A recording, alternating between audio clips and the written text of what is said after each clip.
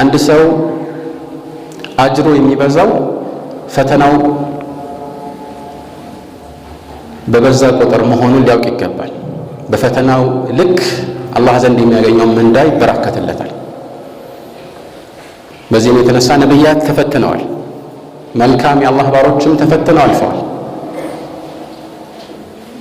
አላህ ሰብርን በተለያዩ አገላለጾች ከ90 ቦታ በላይ በቁርአን ውስጥ ያወሳው ያለ ምክንያት አይደለም።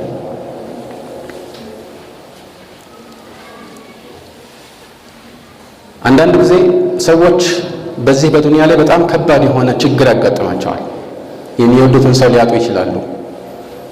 በአሁኑ ዘመን በተለይ ከተለመደው ሞት ባሻገር በሰዎች እጅ ህይወታቸው የሚረግፍ እጅግ በጣም ብዙ ሰዎች አሉ። በዚህ በአገራችን በየጊዜው የምንሰማቸው ዜናዎች ይህንን ያንጸባርቃሉ።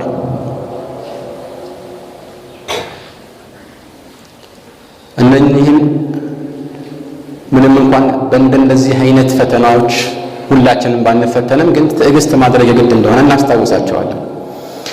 እንደዚሁም ከዚህ በወጣ መልኩ ትዕግስትን የጣሰ ከሸሪዓ ጋር የሚጋጭ ተግባርን እንዳይፈጽሙ እናስጠነቅቃቸዋለን። አንድ ሰው ጀዛዕ ወይም ደግሞ ተስፋ ማጣትና ትዕግስት ማጣት ውስጥ ከገባ ችግሩ ሁለት ሆኖ ተደረበ ማለት ነው። ችግሩ የመጀመሪያው አንድ ነው። ከዚያ በኋላ ደግሞ የሚያጋጥመው የትዕግስት ማጣት ሌላ ችግር ይሆንበታል። ይህ እንግዲህ በእንዲህ አይነት ሁኔታ ቤተሰቦቻቸው ወይ ዘመዶቻቸው ለሞቱባቸው የምንልከው ማጽናኛ ነው። ነገር ግን ይህንን አረመኔያዊ ድርጊት የፈጸሙትን ለማይሳካ ፖለቲካዊ ትርፍም ይሁን በዘረኝነት ተነሳስተው ይሁን ወይ አእምሯቸው በልዞ በእንስሳዊነት ስሜትም ይሁን ሕፃናትንና ሴቶችን ሳይለዩ ንጹሐንን በየቦታው የሚያረግፉትን አስመልክተው አላህ ሱብሓነሁ ወተዓላ እነኚህን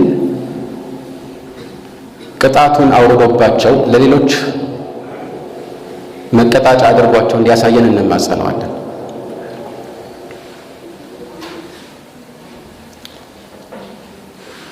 በእንዲህ አይነት ሁኔታ ላይ ትዕግስት ማድረግ የታላላቆች መገለጫ ነው።